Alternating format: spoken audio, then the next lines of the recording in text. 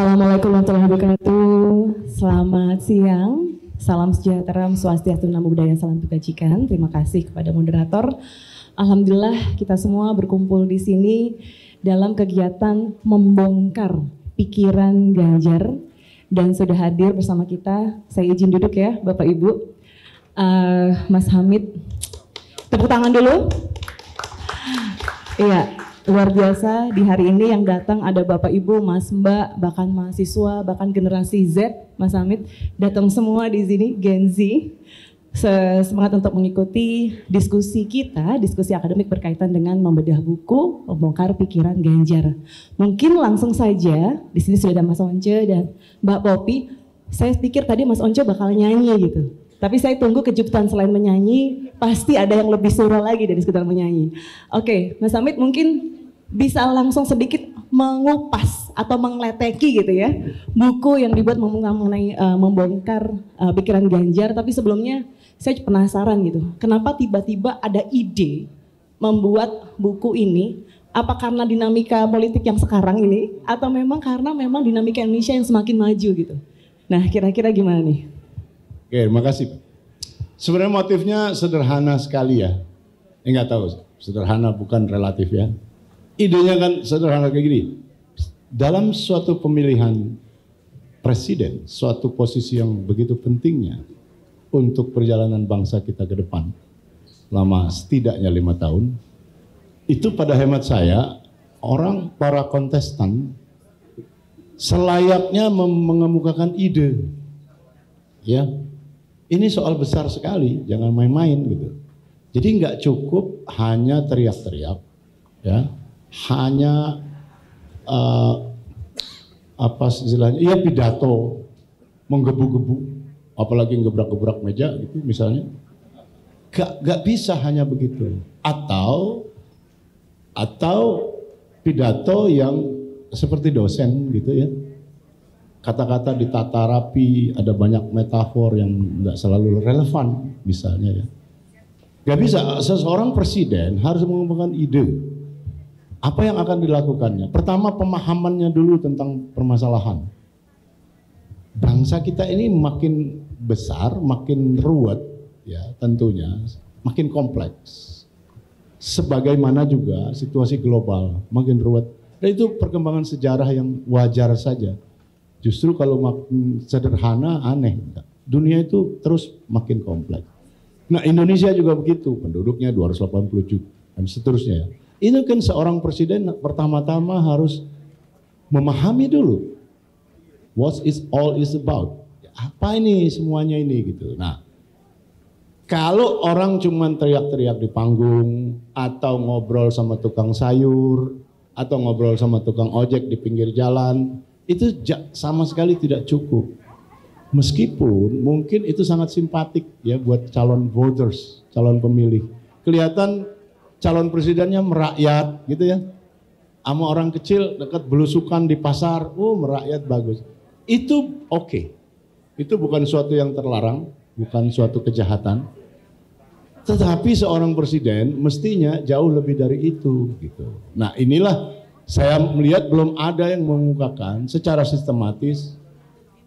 Saya coba bikin ini gitu. Jadi kita pengen tahu isi kepalanya para calon presiden ini, dalam hal ini Ganjar Pranowo, apa pikirannya tentang ekonomi? Ngerti nggak dia ekonomi yang makin kompleks ini? Dan bagaimana cara memajukannya ekonomi? Ya, lalu soal penegakan hukum, apa visinya tentang penegakan hukum? Hukum kita semakin bobrok, ya nggak usah ditutup-tutupi. Hukum kita itu nggak mungkin juga bisa diatasi dalam 1-2 pemilu, tidak bisa. Anda jangan bermimpi, karena kebobrokan sistem hukum kita itu sudah berat sekali ya, hampir-hampir sejak merdeka gitu, karena warisan dari VOC. Korupsi juga warisan dari VOC yang belum. Nah, tetapi seorang presiden setidak-tidaknya harus mengatakan sesuatu tentang itu dengan jelas gitu. Lalu soal Hankam, ya, pertahanan dan keamanan bangsa kita gimana? Ada ancaman dari mana saja ya, dari Cina, dari Australia mungkin. Dan seterusnya, apa visinya tentang itu? Cukup nggak kapal kita? Perang itu apa? Gitu. Pertahanan sebuah negara itu Cukup nggak hanya dengan senjata misalnya? Itu semua harus diuraikan. Lalu posisi tentang kesenian dan kebudayaan. Apa fungsinya di sebuah negara seni dan budaya itu? Seorang presiden harus juga punya visi tentang itu, gitu. Nah, di sini saya coba uraikan sesederhana mungkin, segamblang mungkin. Konsep-konsep ekonomi misalnya middle income trap, ini Poppy ahlinya, dia PhD dari Belanda. Saya senang sekali Poppy mau datang ke sini dan akan menguraikan the essence of the substance of the books ya. Karena saya kan secara populer aja gitu. Jadi ya belum lagi soal politik luar negeri. Seorang presiden harus ngomong juga tentang politik luar negeri. Harus punya ide tentang strategi besar, nggak usah sampai detail. Ya, seorang presiden juga tidak harus ngerti sampai detail. Tetapi kerangka besarnya, garis kebijakan politik luar negeri bangsa kita, dia harus paham gitu. Apa itu non-blok gitu, dan seterusnya. Dan melihat situasi global, geopolitik global yang berubah-ubah dengan cepat. Ya. Seorang presiden juga harus menanggapi itu dengan tepat. Apa yang dia tanggapi dalam perang Ukraina-Rusia misalnya? Apa yang dia mau tanggapi melihat ketegangan Cina dan Amerika misalnya, yang jelas sekali akan menuju ke perang terbuka gitu. Di Indonesia di mana itu? Ngapain Indonesia gitu? Nah, seorang presiden kan harus punya sikap yang jelas. Nah, jadi sekitar itu aja sebetulnya yang diuraikan di buku ini gitu. Nggak ada yang terlalu rumit, sesuatu yang logis dan wajar aja. Iya, tapi memuat 8 isu utama Indonesia dari tadi mengenai ekonomi sampai juga strategi politik luar negeri Indonesia yang memang dituangkan dalam konsep-konsep yang dibuat Mas Hamid. Ini kecil tapi cabai rawit ya Mas, pedesnya minta ampun berisi. Oke, mungkin langsung saja mungkin Mbak Poppy Ismailina sebagai ekonom mungkin menggunakan layar dari panitia bisa dibantu untuk PPT dari Mbak Poppy untuk memaparkan mengenai tanggapan dari buku Membongkar Pikiran Ganjar. Sebetulnya ekspektasi saya once dulu. Karena kalau saya pasti suka membosankan mungkin nanti. Enggak ya. Ya, saya datang dari Jogja, saya dari ekonomi UGM demi Mas Hamid. Saya termasuk pemuja tulisan-tulisan Hamid Basyair.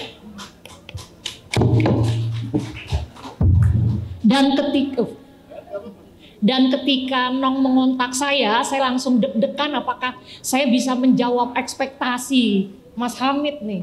Karena saya menganggap Mas Hamid nih penulis yang jenius. Tapi mudah-mudahan saya bisa membingkai apa yang Mas Hamid coba sampaikan dan nantinya kemudian kita bisa diskusikan.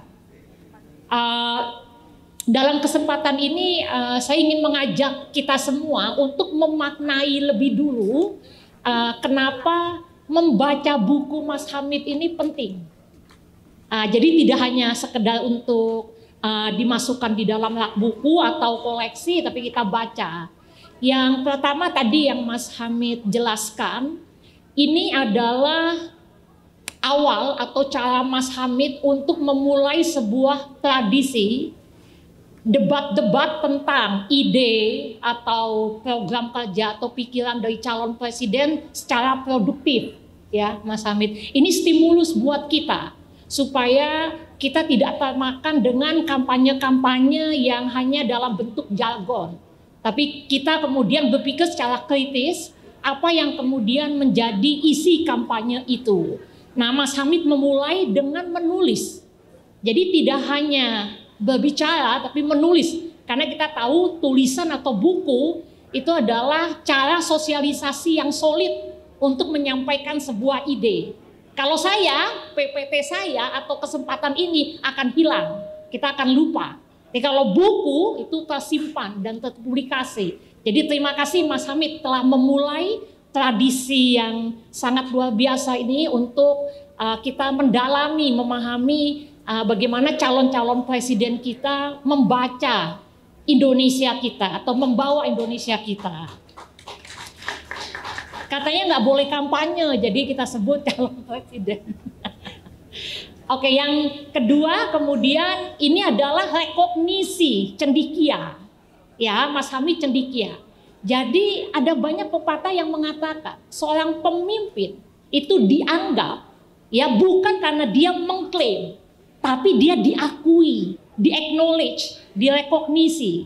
Nah, Mas Hamid menunjukkan bahwa ya calon presiden PDIP kita ini bukan hanya bisa mengklaim, bisa menunjukkan di sosial media, tapi ada pengakuan publik yang diwakili oleh Mas Hamid sebagai cendekia.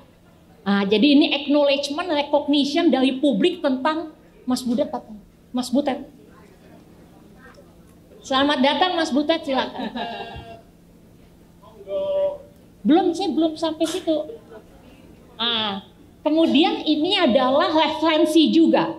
Jadi saya mau Mas Hamid ini adalah living document. Jadi kalau nanti kemudian ada diskusi kita, ada debat, diskusi dengan timnya Pak Ganjar, maka ini bisa terus dikembangkan sebagai sebuah ide atau usulan program yang nantinya kita bisa tagih ketika kalau dan mudah-mudahan beliau menang tentunya. Jadi ini adalah acuan untuk kemudian terus dikembangkan sebagai bagian dari isi kampanye atau kemudian apa yang nantinya menjadi program kerja yang akan direalisasikan. Bukunya Mas Hamid dan itu adalah tujuan kita dalam diskusi ini. Ya, jadi ini bukan soal kampanye atau apapun, tapi bagaimana kita mengkritisi apa yang kemudian menjadi pemikiran salah satu calon presiden kita. Saya masuk pada poin tentang yang pertama, cara saya membingkai, next. Cara saya membingkai tulisan Mas Hamid dalam membongkar pikiran capres PDIP kita ini adalah bagaimana apa yang ada di dalam pemikirannya Pak Ganjar atau spirit. Jadi spirit itu kan sesuatu yang dimiliki oleh manusia dan muncul dari hati yang paling dalam gitu. Jadi ketika kita bangun pagi-pagi gitu, apa yang Anda ingin lakukan? Nah, itu adalah spirit. Nah, dari bab-bab yang ditulis oleh Mas Hamid, terutama di dalam pemikiran ekonominya, bab 1, bab 2, bab 3, saya membaca bahwa ada 3 spirit pemikiran Pak Ganjar. Yang pertama adalah beliau ingin membawa, next, ekonomi Indonesia yang bermartabat. Dengan cara penulisan yang sederhana dari Mas Hamid, yang mungkin kita anggap angin lalu, sengaja saya cuplik di sini, gitu ya, optimisme, kemudian Indonesia harus yakin, hentikan ironi sebagai bangsa yang tidak mendapatkan keuntungan. Itu adalah definisi dari sebuah perekonomian yang bermartabat, di mana kita punya confidence level yang tinggi, di mana kita punya optimisme, dan kita yakin kita akan mampu menjalankan ini. Nah, martabat itu kemudian derivasinya adalah nantinya soal kedaulatan. Jadi spirit yang dimiliki oleh Pak Ganjar di dalam pemikiran-pemikiran ekonomi yang ditulis oleh Mas Hamid yang paling pertama adalah menuju ekonomi Indonesia yang bermartabat, yang bahasa-bahasa di konstitusi kita berdaulat, ya, dan ini penting di dalam setiap pergaulan Indonesia di dunia internasional, karena itu kemudian menunjukkan tingkat kepercayaan dan kemandirian kita, dan itu dimiliki oleh Pak Ganjar sebagai yang mendasari pemikiran ekonominya. Kemudian yang kedua adalah menuju ekonomi Indonesia yang kokoh.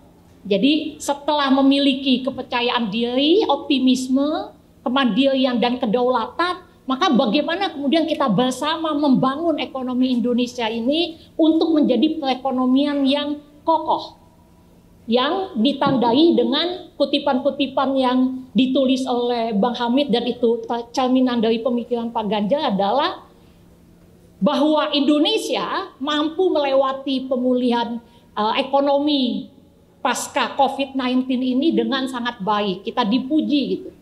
Tidak banyak yang kemudian mengutip itu, tapi Pak Ganjar sengaja mengutip ini untuk menunjukkan bahwa apa yang telah kita capai untuk kekokohan perekonomian itu menjadi penting untuk kemudian menjadi modal kita membangun di masa depannya. Kemudian yang kedua adalah soal kemudian bagaimana Indonesia telah mengungguli, ya. Kemudian yang ketiga, poin di mana Pak Ganjar menekankan harus dipertahankan dan dijaga konsistensi kebijakan industrialisasi sehingga kemudian ada kepastian untuk banyak penanam modal berinvestasi gitu. Nah, ini adalah hal-hal yang melukiskan bahwa Pak Ganjar menginginkan perekonomian Indonesia itu adalah perekonomian yang kokoh, tahan akan krisis seperti COVID-19 dan jelas alur atau strategi ekonominya dan konsisten dan juga dipandang oleh dunia internasional. Next. Nah, yang ketiga yang paling banyak menjadi kutipan-kutipan di tulisan Mas Hamid yang sangat mendasari spirit pemikiran Pak Ganjar adalah beliau ingin membawa ekonomi Indonesia yang adil. Jadi Anda lihat ya, sejak di bab 1 sampai bab 3 ditekankan misalnya semua kekuatan pemerintah harus digunakan untuk sebesar-besarnya kemakmuran rakyat. Kemudian agenda pertama adalah mewujudkan berkah bonus demografi sehingga bisa untuk meningkatkan kualitas pendidikan dan layanan kesehatan. Nanti kita lihat bahwa agenda prioritas adalah reformasi kesehatan dan pendidikan. Ini sangat menjawab persoalan kita yang nanti saya tunjukkan lewat teori dan data ekonomi. Kemudian warga kita tidak cukup hanya cerdas, tapi juga harus sehat. Kalau dulu ada kemudian sindiran orang miskin itu tidak boleh bodoh, orang miskin itu tidak boleh sakit, karena kalau sakit langsung mati. Karena kalau bodoh ya padahal mereka tidak punya akses fasilitas pendidikan, fasilitas kesehatan. Maka Pak Ganjar katakan warga kita tidak cukup hanya cerdas tapi juga sehat.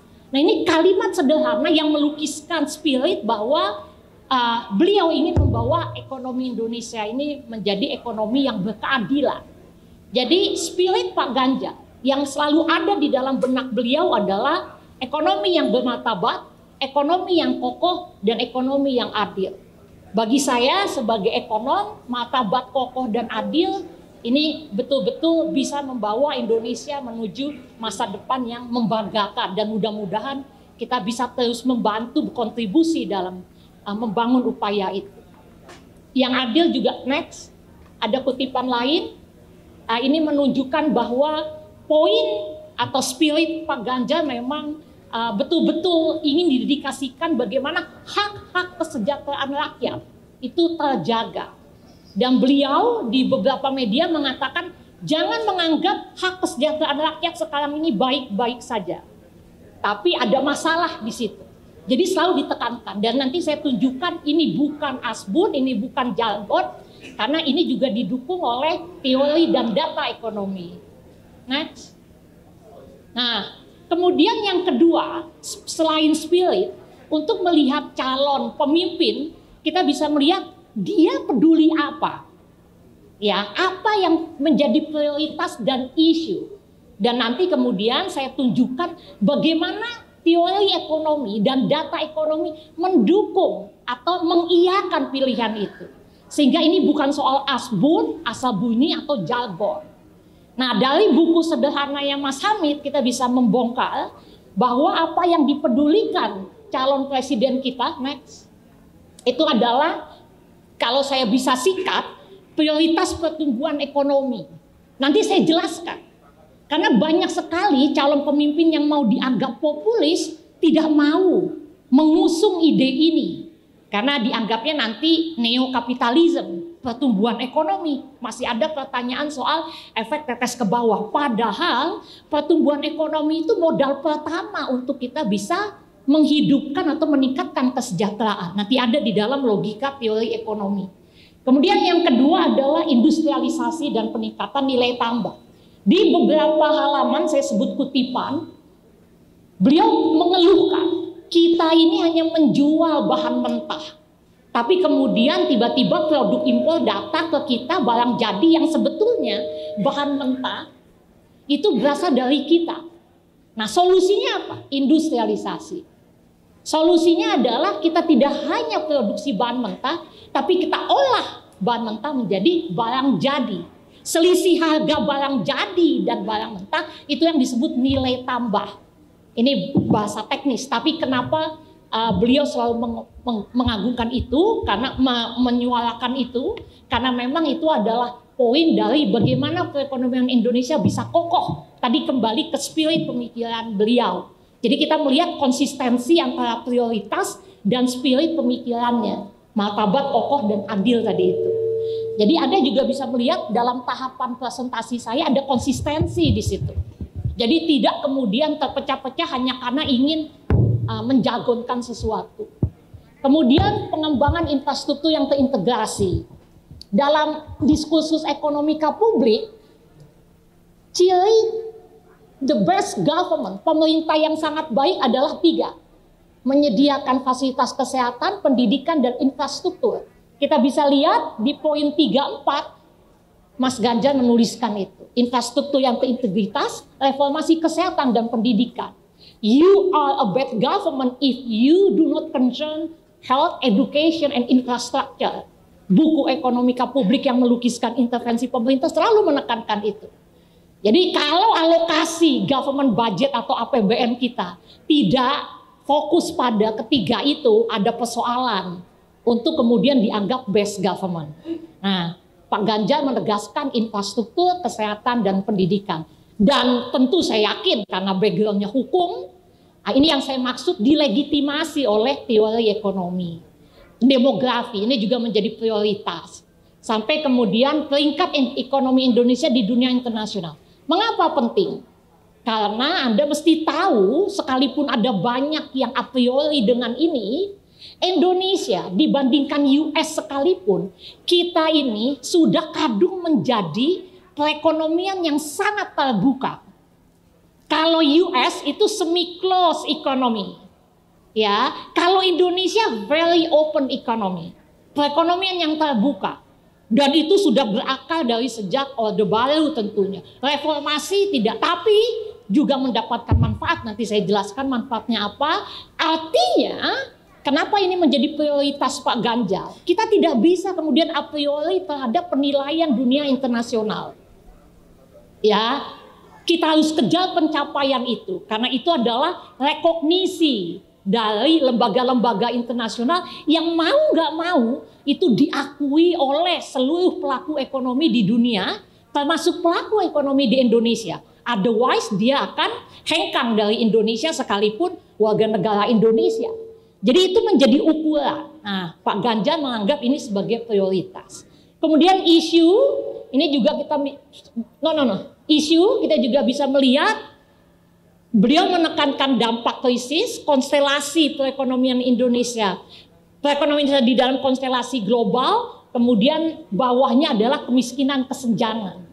Jadi ada pemikiran yang tidak hanya bicara soal kekuatan ekonomi lokal, tapi beliau kemudian menganggap persoalan global itu harus kemudian menjadi agenda kita. Karena banyak sekali faktor yang menunjukkan perekonomian kita sangat terdampak pada krisis global. Nah, ini adalah prioritas dan isu yang diangkat oleh Mas Hamid dari hasil wawancara, tulisan Mas Ganjar yang mencerminkan apa yang menjadi kepedulian. Nah, kita bisa melihat bahwa Pak Ganjar itu bukan calon pemimpin yang sempit atau kemudian nasionalisme yang sangat membabi buta. Karena kalau itu terjadi, maka kita akan mengalami kesulitan di dalam kancah pergaulan internasional. Kita akan setback dengan apa yang telah dicapai oleh Pak Jokowi. Nah, kita nggak mau itu. Ya, sehingga ini adalah kalau menurut saya kepedulian Pak Ganjar yang memang sangat mewakili sebagai seorang pemimpin yang berwawasan terbuka, open mind. Ya, tidak kemudian menutup diri demi prinsip nasionalisme yang sempit. Nah, bagaimana teori dan data ekonomi menjelaskan? Ini bukan persoalan. Nggak ada teori ekonomi yang melegitimasi, kan itu persoalannya. Nah ini mungkin tugas saya, karena background saya adalah ekonomi. Yang pertama, bicara pertumbuhan ekonomi. Kenapa sih beliau menganggap atau spirit dalam pemikiran ekonomi beliau adalah selalu menekankan, bahkan beliau berani mengatakan kita harus capai pertumbuhan ekonomi 6-7%. For your information, kita hanya bisa meraih 5,2. Itu selama 15 tahun 5,2 saja. Harus ada gebrakan. Jadi konsekuensi dari target itu ada gebrakan dari kebijakan.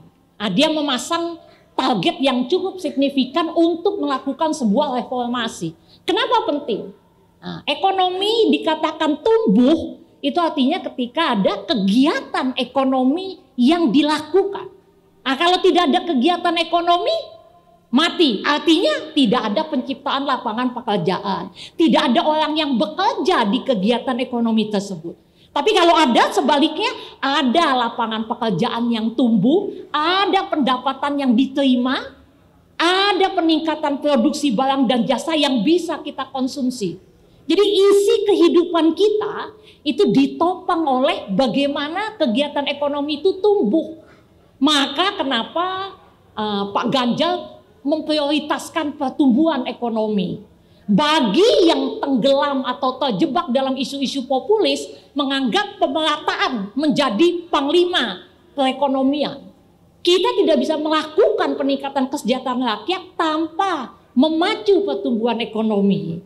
Nah, ini yang dipahami oleh Pak Ganjar di dalam ide-idenya.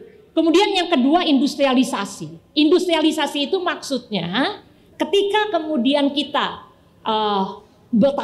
beternak dari sektor ekstraktif, kemudian diolah bahan mentah itu menjadi barang jadi. Ketika ada pengolahan pasti ada pekerja yang bekerja, pasti ada pabrik yang melakukan usaha itu. Nah, kita tahu bahwa kenapa dulu Habibie, Anda masih ingat, menukar biji karet dengan pesawat misalnya dan berjuta-juta ton. Harga bahan mentah jauh lebih murah dibandingkan barang jadi. Nah, selisihnya itu disebut nilai tambah. Nah, ini pasti kemudian mendongkrak pendapatan nasional kita yang masih kita butuhkan untuk bisa membiayai kehidupan bangsa kita, termasuk mengatasi kemiskinan. Kemudian yang infrastruktur dan reformasi kesehatan. Tadi saya katakan bahwa the best government when the government concern infrastructure, health and education. Itu adalah teori paling utama dari ekonomika publik. Sehingga ketika ini juga diusung, maka kenapa infrastruktur penting? Konektivitas. Kita ini negara kepulauan. Beberapa kali saya mendatangi bicara di forum internasional, masyarakat internasional kaget. Betapa tersebarnya Indonesia. Betapa kita ditipu Belanda yang hanya dari Jakarta ke Cirebon. Kita masih punya Papua, Kalimantan. Dan itu sangat sulit untuk bisa menjangkau. Konektivitas menjadi penting. Kenapa? Dibukalah jalan untuk melancarkan transaksi ekonomi. Nah, kenapa kemudian infrastruktur yang terintegritas menjadi penting? Ini saya baca di IG-nya Pak Ganjar juga menekankan itu ketika beliau diwawancarai Pak Renat Kasali. Next, data. Bonus demografi. Kenapa penting? Bonus demografi itu artinya di Indonesia akan ada dominasi usia produktif. Anda yang muda-muda. Ketika muda bagaimana? Apakah muda saatnya lemah, lumpuh? Kan enggak. Muda itu kan Anda usia paling produktif. Ini harus dimanfaatkan. Nah, Pak Ganjar kemudian memberikan solusi bagaimana bonus demografi ini dimanfaatkan. Teori ekonomi juga menegaskan itu. Jangan sampai usia produktif di negaramu itu kemudian terbengkalai. Maka manfaatkan mereka. Kalau dulu Bung Karno kan bilang berikan saya 7 pemuda. Nah, itu untuk menunjukkan bahwa usia produktif memang usia yang paling signifikan di dalam kehidupan manusia yang mempengaruhi dinamika kehidupan ekonomi. IKN tentu tahu, kemudian peringkat tinggi Indonesia. Kepercayaan internasional meningkat, menambah luas kiprah Indonesia, mendorong inovasi dan produktivitas. Jadi itu relevansi kenapa kita harus peduli soal konstelasi Indonesia di dalam perekonomian global. Nah, next saya juga suguhkan di sini data-data yang memang masih sangat relevan. Ini yang kemudian menjadi basis mengapa Pak Ganjar masih menganggap reformasi kesehatan dan pendidikan penting. Ini Anda bisa melihat, dan ini masih berlaku di tahun 2022, ya 50,46% masih berpendidikan SD. Nah, kemudian kalau kita tambahkan, Anda lihat SMP ke bawah, what can you expect ketika masyarakat Indonesia kita masih berpendidikan SD? Setengah dari. Jadi memang revolusi atau reformasi pendidikan masih sangat dibutuhkan. Next. Nah, struktur penduduk Indonesia. Anda tahu garis kemiskinan Indonesia berapa? Garis kemiskinan Indonesia baru naik 5%, yaitu sejumlah 535.000 sebulan. Sebulan. Coba di kantong Anda berapa ada uangnya? What can you consume dengan 535.000 per bulan? Maka itu yang di bawah pool itu adalah 530. Anda lihat yang hijau, yang dianggap vulnerable itu hampir miskin. Ketika ada krisis saja jatuh. Ya, nah itu hanya berselisih sedikit saja dari 530. Artinya 40% lebih masyarakat Indonesia masih berada dalam klasifikasi hampir miskin, rentan miskin, dan miskin. Standarnya adalah 500 sampai kemudian 700 per bulan, bukan per hari. Yang ketika pertemuan World Bank IMF di Bali, how can you survive? Bagaimana tidak ada kematian di Indonesia? Ah, ini solusi budaya tentunya. Tapi tentu Pak Ganjar mengatakan di beberapa media ini tidak bisa dibiarkan. Makanya beliau mengatakan jangan dianggap hak-hak kesejahteraan rakyat baik-baik saja. Sekarang masih tidak baik-baik saja karena data ini. Next. Nah, produktivitas pekerja kita paling rendah. Kita kalah dengan Vietnam. Ya, oke lah India karena sangat besar negaranya, China, tapi kita kalah dengan Vietnam. Produktivitas, jadi dalam satu hari berapa barang produksi yang bisa dihasilkan oleh seorang pekerja Indonesia, kita paling rendah. Sehingga ada persoalan dengan apa yang dihasilkan. Next. Kita jago kandang. Anda bisa melihat 88% lebih orientasi perusahaan Indonesia jual di domestik. Nggak punya daya saing internasional. Betul, kita membutuhkan itu. Tapi harusnya ada juga upaya untuk menguji daya saing. Mengapa Pak Ganjar kemudian mengutamakan bagaimana kita punya posisi yang kuat di dalam konstelasi perekonomian global, perdagangan dunia global. Nah, ini yang sangat mengejutkan. Data dari tahun 1996-2017. Anda lihat di kiri, itu semua ekstraktif. Tidak ada perubahan selama 20 tahun. Dari 1996 sampai 2017. Next, Vietnam. Anda lihat Vietnam, bawah 96 ekstraktif. Tapi tahun 2017, Vietnam sudah mengekspor broadcasting dan iPhone dan sirkuit. Jadi Vietnam selama 17 tahun sudah bergeser ke sektor teknologi, kita selama 17 tahun masih. Maka tadi Pak Ganjar katakan jangan hanya atau jangan tergantung pada SDA. Kita masih tergantung, harus ada solusi dan dia menekankan industrialisasi. Memang yang terjadi adalah deindustrialisasi. Nah ini yang saya rasa mau dibenahi. Pikiran Ganjar Pranowo yang lain kita bisa baca dan pasti teman-teman, dan ini legitimate di dalam teori ekonomi yang memang bagi yang belum menentukan hak pilih, saya juga belum masih meraba gitu ya, bahwa tapi paling tidak sore ini setelah membaca tulisan Mas Hamid, saya bisa mengatakan bahwa calon presiden Ganjar Pranowo itu bisa membawa perekonomian Indonesia untuk menuju lebih bermartabat, kokoh dan adil. Terima kasih Mas Hamid. Iya, terima kasih Mbak Popi. Selamat datang Mas Butet. Akhirnya setelah muter-muter ya Mas. Buku ini tadi Mbak Popi menekankan harus dibaca dan dipahami. Saya coba beberapa yang saya baca. nekuknya jadi nekuk semua nih Mas. Jadi kalau yang penting kan ditekuk semua jadinya.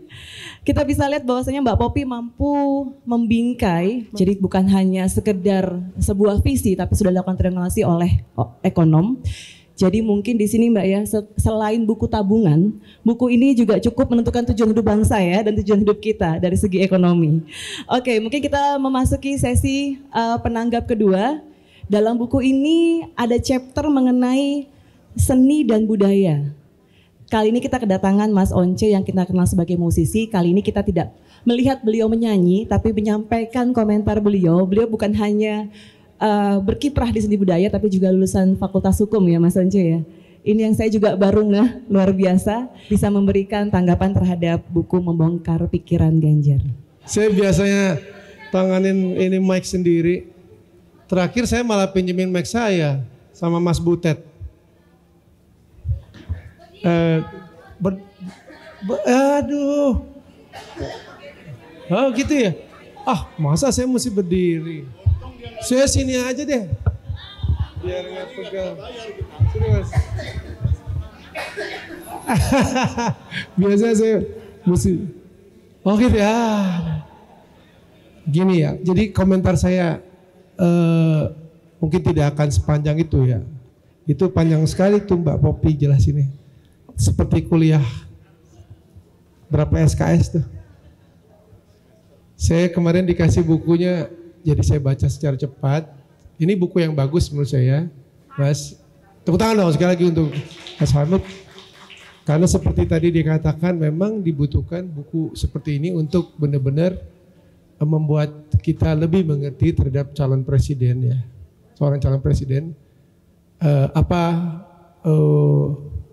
Yang menjadi gambaran visi dia mungkin tidak secara detil benar ya, tapi kita tahu arahnya tuh seperti sebuah gambaran yang bukan umum sih, cukup operasional juga, cuma bisa dibilang saya yakin ya bahwa Pak Ganjar seperti inilah. Saya udah baca bukunya, kurang lebih 100 berapa halaman nih? 120 halaman, 120-an halaman ya. Jadi bisa menangkap kurang lebih apa yang menjadi rencana Pak Ganjar, karakter dari beliau sendiri ketika kita membaca buku ini, khususnya dalam beberapa hal yang paling pokok tadi yang menjadi prioritas beliau itu ada soal hukum, ada soal ekonomi tadi dijelasin, ada soal tentang agama, lalu pertahanan keamanan, luar negeri, dan tentu saja yang menjadi mungkin topik yang bisa saya share tentang seni dan mungkin budayanya Mas Butet mungkin lebih ngerti lagi, lebih menggarisbawahi. Saya tertarik dengan pertama apa yang menjadi visi beliau tentang seni ya, seni budaya. Pertama dalam satu tulisan itu Pak Ganjar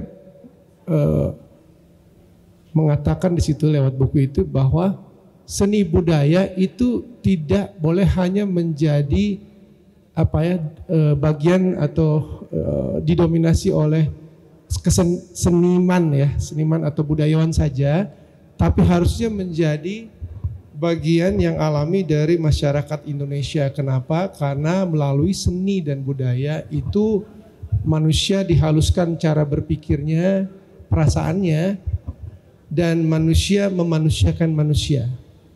Nah ini menarik, manusia hidup memanusiakan manusia itu kebetulan sama dengan prinsip utama di mana saya berasal dari Sulawesi Utara. Kalau Anda ke airport itu ditulis gede-gede itu. Sitou, timou, tumou, tou. Artinya manusia hidup untuk memanusiakan manusia lain. Dan seni budaya adalah alat yang, atau bisa dibilang begitu ya, untuk memanusiakan manusia baik diri sendiri maupun masyarakat. Saya percaya itu karena saya juga berangkat dari komunitas seni ya.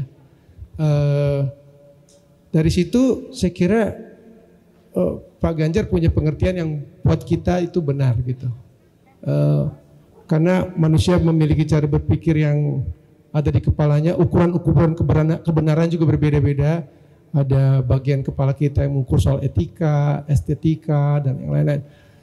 Dan yang kedua yang saya tertarik selain daripada tadi bahwa Pak Ganjar menjelaskan bahwa seni itu begitu penting karena itu memiliki posisi strategis gitu dalam masyarakat ini untuk menghaluskan kita, apakah itu seni musik, film, apa aja ya, drama, teater, monolog, sastra dan sebagainya. Itu akan menghaluskan kita. Itu menjadi kayaknya menjadi titik tolak beliau ya. Kedua yang saya garis bawahi adalah keinginan untuk ketika nanti diberi kesempatan untuk membangun dua hal, aksesibilitas untuk orang bisa menikmati seni itu sendiri ya. Mungkin perwujudannya bisa berupa infrastruktur baik fisik maupun digital gitu ya. Dan juga tentu satu lagi adalah distribusi daripada seni itu. Distribusi itu menyangkut tadi itu mungkin bisa berupa misalnya satu platform, kalau dalam konteks musik platform yang kita miliki gitu ya, Indonesia miliki, yang pada akhirnya bisa memberikan nilai ekonomi yang lebih wajar kepada insan musik itu. Jadi ada dua saya lihat, aksesibilitas dan juga infrastruktur daripada seni itu sendiri. Saya udah pernah juga dapat kesempatan untuk bicara dengan beliau ya, paling tidak 1 kali 2 kali. Dan memang betul ada niat seperti itu. Waktu itu saya jelasin ya. Jadi artinya sejalan dengan buku ini gitu, sejalan ya. Ya nggak bohong, ini benar. Jadi keinginan untuk membuat seni atau industri seni dan budaya itu bisa diakses oleh masyarakat itu serius. Jadi bentuknya bisa tadi saya bilang apa saja ya, tempat pertunjukan, lalu membuat pertunjukan itu bisa lebih bergairah gitu. Bagaimana soal perizinan dipermudah, jangan dipermainkan. Kan zaman sekarang orang bikin pertunjukan tuh susah gampang gitu. Dengar-dengar sih harga perizinan aja mahal gitu. Kalau mahal terus tegas jelas masih mending, tapi bisa turun naik gitu kan. Jadi ini harus ditertibkan. Di Singapura teman saya bilang cuma $30. Kita masuk aja ke satu software atau portal untuk perizinan, selesai semua tuh. Di sini bisa jadi waduh. Banyak deh pokoknya. Jadi ini harus dipermudah. Apalagi di dalam gedung-gedung pertunjukan yang memang sudah jelas-jelas untuk seni gitu. Kalau kita konteksnya misalnya pertunjukan di luar ya, di lapangan bola gitu masih bisa dipahamin ya bahwa ada mekanisme yang mungkin berhubungan dengan keamanan gitu ya. Tapi kadang-kadang bahkan di gedung kesenian pun juga nggak mudah gitu. Ini yang lucu ya sebenarnya. Ini harus tadi aksesibilitas harus dibangun, kemudian beliau menggarisbawahi distribusi yang baik gitu ya. Belakangan teman-teman sastrawan ini minta lewat Mbak Dewi Lestari ya, supaya tolong itu pajak royalti kok 15% sih gitu kan, atau berapa persen itu ya, kan sekarang jadi kecil tuh, cukup berhasil kemarin dikecilin jadi 6% gitu setelah sekian lama. Iya, kita ingin ini nggak berubah karena itu masalah aksesibilitas seni juga, budaya juga.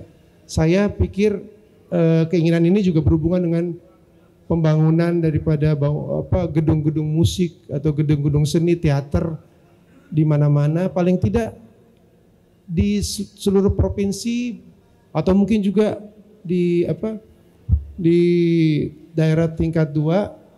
Dan tentu saja bukan hanya gedung yang dibangun, tapi bagaimana program untuk kurasi daripada acara-acara di situ sehingga menghasilkan budaya pertunjukan yang sehat untuk para musisi. Saya kira beliau juga mengerti kok, seniman itu kan bukan manusia pencari duit yang hebat gitu. Tapi mereka perlu duit ya. Saya kan gitu. Seniman itu bukan orang yang hidup untuk cari duit banyak. Seniman itu perlu hidup untuk dapat uang cukup untuk menghasilkan seni lagi gitu. Syukur-syukur kalau bisa menghasilkan lebih banyak. Nah, kemarin juga sempat ketemu dengan Pak Ganjar sama dengan buku ini, beliau punya keinginan untuk buat infrastruktur yang baik. Misalnya dalam hal platform digital. Sejauh ini kita tergantung sekali dengan platform digital musik ya, ini konteksnya musik dari luar negeri. Mungkin Bapak Ibu sekalian belum tahu berapa yang seniman musik dapat dari satu kali play itu. Kurang dari 10 perak. Ya. Satu kali play itu 10 perak itu punya barang-barang. Mungkin artis hanya, jadi kalau Anda punya hak terhadap master rekaman mungkin Anda dapat 10 perak ya. Tapi kalau Anda hanya artis, mungkin Anda hanya dapat 4 perak gitu. Satu kali play. Bisa bandingkan, dulu orang beli CD harganya bisa 30.000, 50.000 ya, terakhir ya. Itu kan banyak tuh, 50.000. Artisnya mungkin dari 50.000 dapat 10%, sekitar 5.000. Ya. Bayangkan 5.000 hanya satu CD dia dapat 5.000 perak atau 4.000 perak gitu. Sekarang satu kali play 4 perak. Ya. Kalau rata-rata orang memutar satu album itu paling-paling kalaupun dia dengar semua 10 lagu itu paling-paling dengar hanya 10 kali aja. Rata-rata ya, gitu ya. Berarti 10 kali dikali 4 perak. 40 perak gitu. Berarti 400 perak. Berkurang deh, ya kan? Berkurang dia. Kalau saya nggak salah itu. Jadi memang kita perlu negosiasi yang hebat, yang bagus dengan pihak-pihak pemilik teknologi di luar sana untuk supaya pembagian daripada keuntungan ekonomi ini bisa lebih dirasakan Mas gitu oleh komunitas industri musik. Nah, itu perlu power daripada negara. Itu perlu power. Di Amerika sendiri ada yang namanya Modern Music Act, ya kan? Modern Music Act, karena beberapa aturan tentang industri musik itu sudah tidak kontekstual lagi ketika teknologi digital itu memasuki eranya. Jadi beberapa deal itu ketinggalan zaman sudah. Jadi kemudian pemerintah Amerika itu membuat Modern Music Act untuk mengakomodasi ini. Dan saya masih ingin negara ini juga tanggap terhadap itu, khususnya dalam pengaturan soal-soal undang-undang soal tata kelola ya, itu tata kelola. Nah, dari apa yang saya baca, saya melihat bahwa Pak Ganjar itu ke situ arahnya. Kenapa? Dalam satu tulisan yang saya baca itu dia mencontohkan soal film Unyil ya kan? Mas film Unyil lucu tuh ya, Mas Amit yang tulis. Jadi ini nggak persis tentang musik, tapi visi beliau bahwa dalam seni itu kita perlu kebebasan yang cukup, kebebasan ekspresi yang cukup. Jangan negara atau pemerintah masuk terlalu jauh. Contoh di dalam buku itu bahwa film Unyil yang tadinya menarik, ya, punya banyak penggemar, ketika banyak pesennya gitu, banyak himbauan dan sebagainya menjadi kurang menarik. Gitu. Jadi pada dasarnya yang dikehendaki oleh seniman, saya kira bukan hanya musik, adalah kebebasan yang cukup. Dan Pak Ganjar bisa melihat itu. Dalam satu kalimat dalam buku itu, dia katakan seni harus mekar secara alami, kurang lebih begitu ya. Jangan dibebani dengan segala macam. Sebetulnya demikian juga budaya. Nanti mungkin Mas Butet bisa jelasin lagi. Demikian juga budaya harus ada keseimbangan yang sehat. Ya begitu kalimatnya ya. Keseimbangan yang sehat antara penerimaan kita tentang budaya dari luar dan juga kekuatan kita atau penguatan kita atas budaya di dalam negeri. Dan kalau melihat bahwa Pak Ganjar itu tahu batasnya negara itu terhadap seni ya, artinya tidak terlalu jauh sampai kebablasan untuk mengatur konten daripada seni. Dan itu karena itu sangat berbahaya. Kenapa saya katakan demikian? Beberapa tahun lalu, saya nggak mau sebut siapa yang inisiasi ini. Beberapa tahun lalu ada rancangan undang-undang yang coba dibuat untuk permusikan, namanya rancangan undang-undang permusikan, ya kan?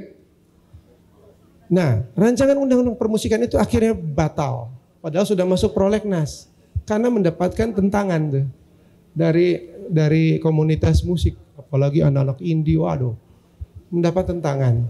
Kesalahan yang paling awal, di samping semuanya mungkin ada banyak juga yang positif, adalah dalam konteks judulnya ya. Ketika ada judul undang-undang permusikan, maka ada kecenderungan untuk mengatur kontennya tuh. Konten daripada musik itu sendiri, dan itu bisa membuat ini semua salah arah. Pada hari ini sebetulnya industri musik dan juga budaya saya kira membutuhkan arahan yang jelas, bahwa khususnya musik atau film ya, yang diatur adalah tata kelola, katakanlah tata kelola industri gitu ya, yang rapi, yang bisa mengakomodasi semua pihak, antara katakanlah hari ini ada konflik antara pencipta dan performer, penyanyi dan sebagainya, itu bisa ditangani dengan dua hal, undang-undang hak cipta yang lebih sehat, lebih baik, dan juga tata kelola industri yang besar, yang katakanlah kepentingan dalam negeri terhadap power atau kekuatan atau bargaining position dari industri besar pemilik teknologi di luar negeri, ya kan itu. Atau mungkin dari satu undang-undang seni ini ada dorongan supaya pemerintah mengalokasikan sumber daya ya, untuk supaya membangun suatu infrastruktur digital yang baik, yang pada akhirnya bisa menguntungkan kita, menguntungkan pelaku industri gitu. Saya kira seperti itu kurang lebih yang saya baca, dan ya tentu buku ini memang nggak bisa dibilang detail sekali, tapi yang menarik adalah bahwa buku ini 120 halaman ya, 120 halaman, 113 halaman ini sangat bagus untuk masyarakat dapatkan dan akses untuk lebih mengenal Pak Ganjar, pikirannya, pola pembangunan yang akan dilakukannya, prioritas-prioritas yang akan dilakukannya, demikian. Saya kira segitu dulu. Terima kasih. Iya, terima kasih Mas Once. Mas Once bukan hanya mengupas, tapi juga curhat milik seniman seorang, tapi juga semua masyarakat, termasuk diantaranya ide-ide beliau yang sejalan mengenai pembangunan industri seni dan budaya, dan juga keseimbangan mengenai seni dan budaya. Nah, kali ini ekonom sudah, musisi sudah, ada penampilan ketiga yang sangat spesial karena beliau bukan hanya penanggap saja, tapi juga bagian dari tulisan dari epilog. Monggo Mas Butet Kartarejasa, waktu dan tempat kami persilahkan.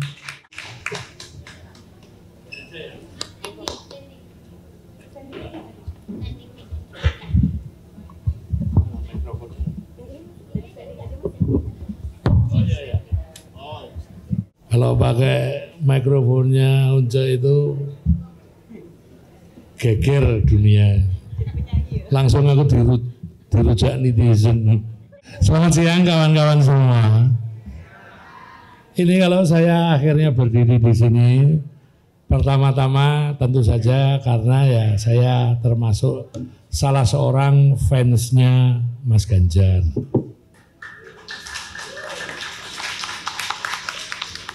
Kalau ngomongin Ganjar langsung dirajam netizen.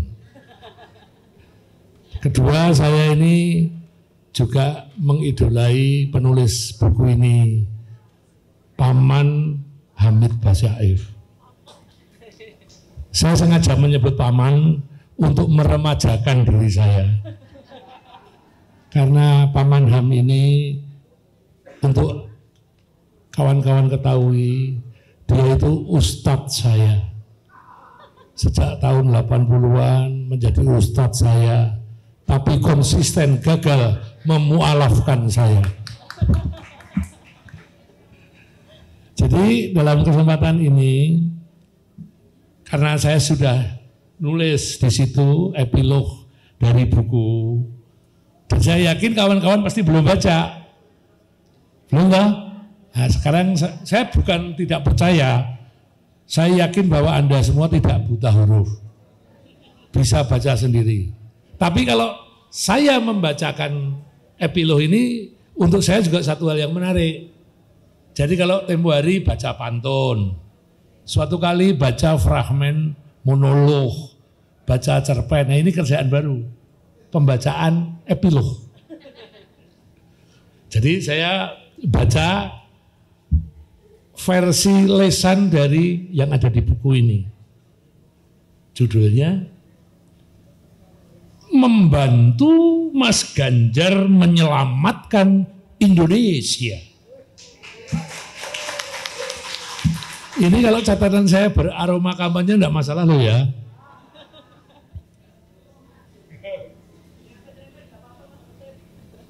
Koyo Ganjares kabeh asu.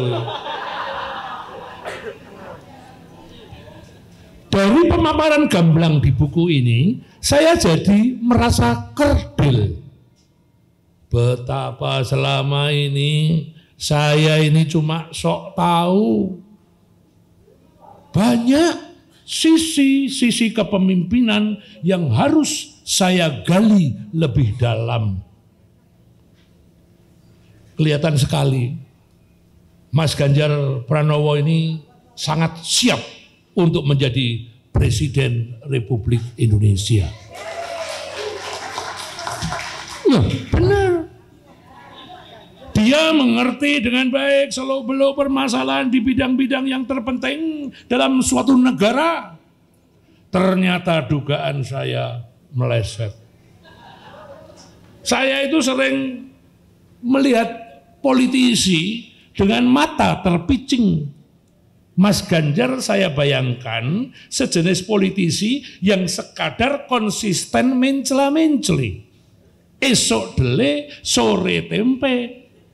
Ternyata tidak. Saya keliru. Asu. Ini sesuai teks loh ini. Dia tampak betul menguasai aneka masalah dengan detail. Lihat, dia menguraikan masalah ekonomi yang dikaitkan erat dengan kearifan dan filsafat politik dengan baik. Konsep-konsep besar di kedua bidang itu diuraikan dengan bahasa sederhana. Sehingga orang awam seperti saya cukup mudah memahaminya. Seperti yang diurai Mbak Popi tadi. Orang mudah memahami. Misalnya, semula saya tidak paham makna bonus demografi dan hubungannya dengan perekonomian negara. Ternyata pengertian hal ini bisa dipahami semudah itu. Malah Mas Ganjar langsung mengaitkan bonus demografi dengan syarat-syarat yang harus kita penuhi untuk memaksimalkan manfaatnya bagi tanah air kita. Kalau soal ini tidak terkomunikasikan dengan gamblang, saya kan bisa terjebak dalam kedunguan yang permanen.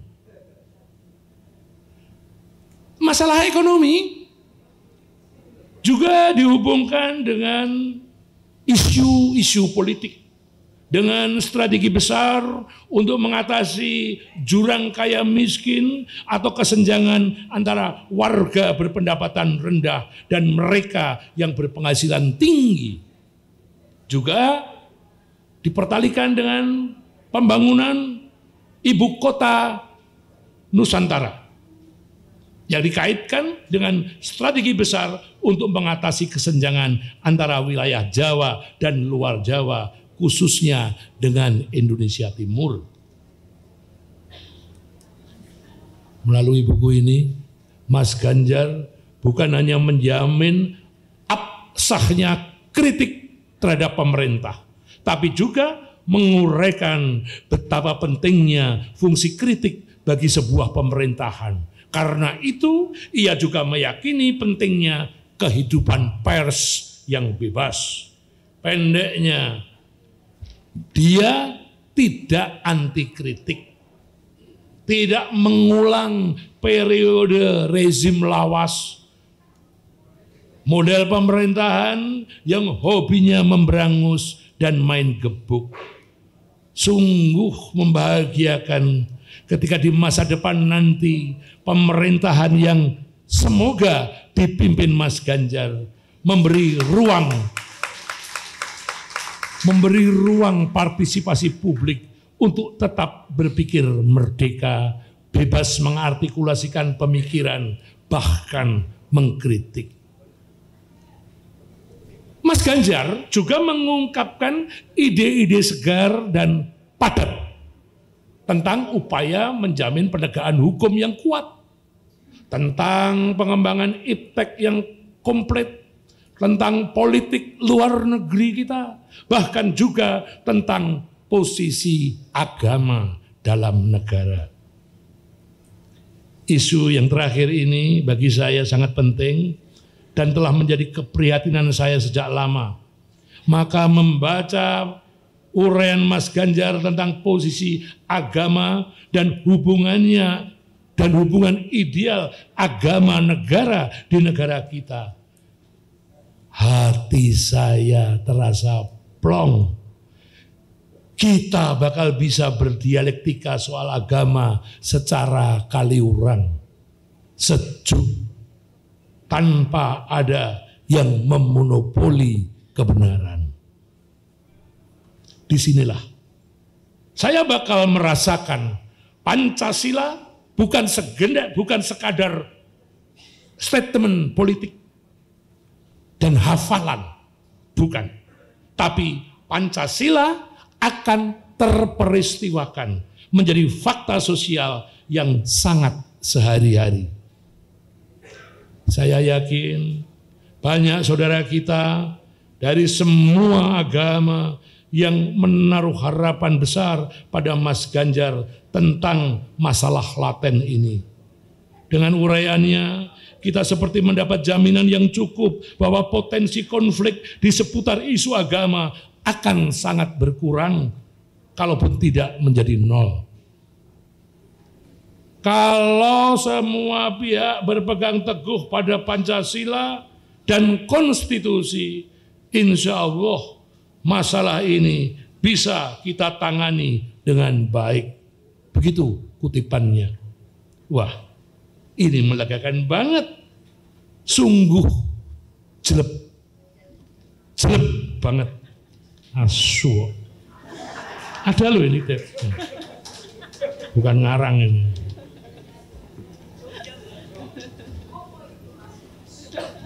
Artinya aku cinta padamu.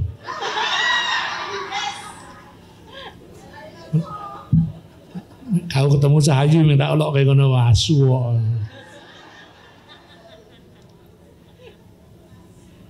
Dan saya 150%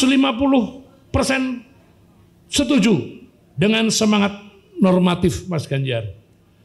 Marilah kita kembali saja pada norma-norma dasar yang sudah kita sepakati bersama sejak awal negara majemuk ini berdiri hampir 80 tahun yang lalu.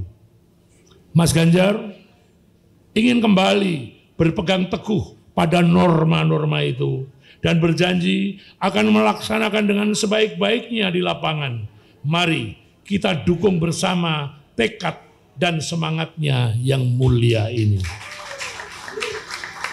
Bagi saya yang mengejutkan, tapi ini keterkejutan yang mengembirakan adalah wawasan mendalam dan pilihan kebijakan yang akan ditempuhnya di bidang kebudayaan juga kesenian. Sebagai seniman, saya dan pasti juga kawan-kawan seniman yang lain di seluruh Indonesia sangat berbesar hati dan berterima kasih atas sikap Mas Ganjar ini yang mudah-mudahan terpilih menjadi presiden kita tahun depan. Terus terang ya, saya itu belum pernah mendengar paparan yang begitu luas, dalam dan jernih di seputar urusan ini dari para pejabat tinggi di tingkat manapun sejak berpuluh-puluh tahun lalu.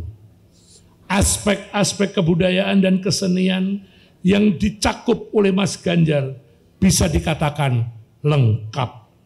Dari mulai budaya lokal, seni tradisi, seni modern, musik, film, beserta sisi ekonomi, dari semuanya itu termasuk kaitannya dengan dunia pariwisata dibahas dengan sangat baik.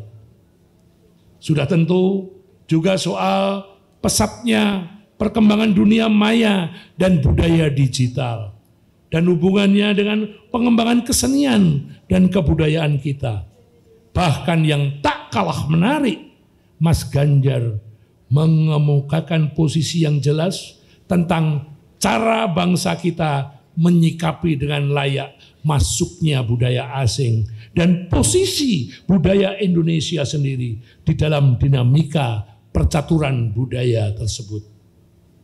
Jadi kalau Anda membaca dengan cermat paparannya tentang isu ini di sini, pasti Anda sepakat dengan saya bahwa kandidat presiden kita yang satu ini benar-benar membawa harapan bagi Indonesia. Maka saya tidak menyimpan keraguan sedikit pun untuk memilih Mas Ganjar Pranowo. Saya yakin jika dia terpilih, saya berdoa setekun-tekunnya untuk ini. Orang yang jarang berdoa, doanya didengar Allah. Mas Ganjar akan membawa negeri ini ke level baru kemajuan Indonesia. Dia akan menggenapkan berkah yang kita nikmati selama 10 tahun ini di bawah kepemimpinan Pak Jokowi yang inspiratif. Tapi saudara-saudara sebangsa dan setanah air, lawas ya. Saudara-saudara, rasa lawas. Tapi saudara-saudaraku sebangsa dan setanah air, tentunya Mas Ganjar tidak akan mampu bekerja sendirian. Dia hanya akan sukses kalau Anda sekalian, rakyat Indonesia, membantunya dengan sungguh-sungguh. Maka pasang telinga baik-baik untuk mendengarkan anjuran saya ini.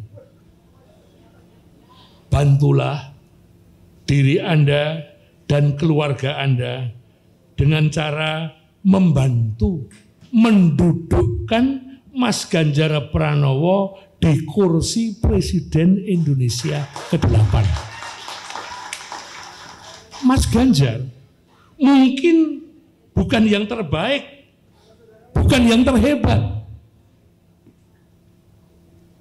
Memilih pemimpin di Pilpres seperti selalu dikatakan Profesor Magnes Suseno, SJ, kita memang tidak mencari yang terbaik, tapi untuk mencegah yang terburuk berkuasa. Jadi kawan-kawanku, saudara-saudaraku, marilah kita menyelamatkan Indonesia melalui Mas Ganjar Pranowo. Asuh. Makasih. Luar biasa, Mas Wipan. Epilog membantu Mas Ganjar menyelamatkan Indonesia, luar biasa. Kita sudah dengar bersama tadi ada Mbak Popi, Mas Anja dan juga Mas Butet. Mungkin sebelum tanya jawab, mungkin Mas Hamid ada yang akan disampaikan. Mungkin kita sudah mendengar dari tadi dari ekonomi, seni dan budaya dan secara komplit dari Mas Butet. Terima kasih. Pertama-tama saya sangat kagum dan sangat berterima kasih pada Popi. Ya, dia betul-betul menguraikan apa yang saya kemukakan secara garis besar sebetulnya. Karena buku semacam ini memang tidak mungkin detail, karena detail akan kepanjangan dan membosankan. Seperti saya bilang dari awal, seorang presiden harusnya cukup tahu kerangka besarnya. Ya. tidak usah sampai detil karena itu ada menteri, ada dirjen segala macam. Nah, tetapi Poppy menguraikan itu dan dengan topangan legitimasi teoritik karena dia ahlinya. Artinya pesan yang saya tulis di sini atas nama Pak Ganjar Pranowo itu dipahami dengan sangat baik dengan garis pikirannya Pak Ganjar Pranowo sendiri. Dan itu sekali lagi artinya dia juga mengerti apa yang dituliskan di sini. Artinya pada umumnya orang juga ngerti, dan itulah memang tujuan utama buku ini, yaitu mengemukakan hal-hal besar tentang kebangsaan, kenegaraan, pemerintahan dengan cara sederhana dan segamblang mungkin sehingga bisa dipahami oleh rata-rata orang awam. Karena bagaimanapun pemilih kita nanti orang awam. Jadi sekali lagi buku ini ditulis untuk keperluan tadi, bahwa seorang calon presiden harus bisa mempertanggungjawabkan pikirannya, ide-idenya untuk diapain bangsa ini selama 5 tahun ke depan. Dengar dan senang melihat orang pidato-pidato hebat, itu namanya demagogi. Semua orang bisa itu, dan demagog sepanjang sejarah seperti itu. Mussolini di Italia ada begitu, nah Hitler di Jerman seperti itu. Sekarang Benjamin Netanyahu di Israel begitu juga. Pemimpin-pemimpin Timur Tengah rata-rata begitu. Jadi demagog, pidato berteriak-teriak, mengemukakan hal-hal yang kelihatannya heroik dan hebat, tapi sebenarnya kosong dan tidak ada maknanya atau tidak operasional dalam hal menyangkut kebijakan yang serius. Nah, ini tawaran seperti kata Poppy tadi, ini tawaran untuk merangsang, yang menstimulasi. Kita melihat calon pemimpin itu nanti akan turun di level gubernur kayak di bupati ya semua. Coba kita mulai belajar melihat the substance of the ideas. Lalu mencoba habis itu mengaitkannya dengan kemungkinan operasionalisasinya. Karena orang bisa ngomong awang-awang yang hebat-hebat, tapi kalau dibenturkan dengan kemungkinan realisasinya biasanya jaraknya jauh. Ngomong gampang gitu.